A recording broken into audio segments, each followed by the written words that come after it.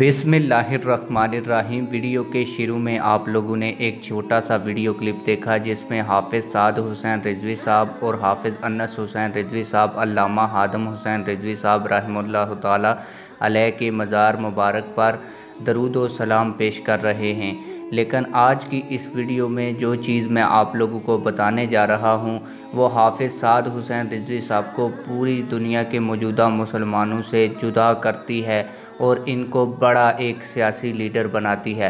आप लोगों को बताता चलूँ कि आप दुनिया के जितने भी मुसलमानों के सियासी लीडर देख लें, उनमें से कोई एक भी ऐसा नहीं है जो ये कहे कि मैंने 5 वक्त नमाज बल्कि नमाज तरावी जमात के साथ अदा की हो। और दूसरे नंबर अहम तरीन बात यह है कि हाफिज़ साद हुसैन रिजवी साहब सामे थे और हाफिज़ अनस हुसैन रिजवी साहब इमाम मस्जिद थे। तो हाफिज़ अनस हुसैन रिजवी साहब ने 21 दिनों के अंदर कुरान मजीद को ख़त्म कर लिया और 21 दिनों में कुरान मजीद हमेशा ही मस्जिद रहमतुल लिल आलमीन में ख़त्म होता है, क्योंकि इस दिन हज़रत अली मुर्तज़ा रज़ी अल्लाह ताला अन्हो की यौम शहादत भी है।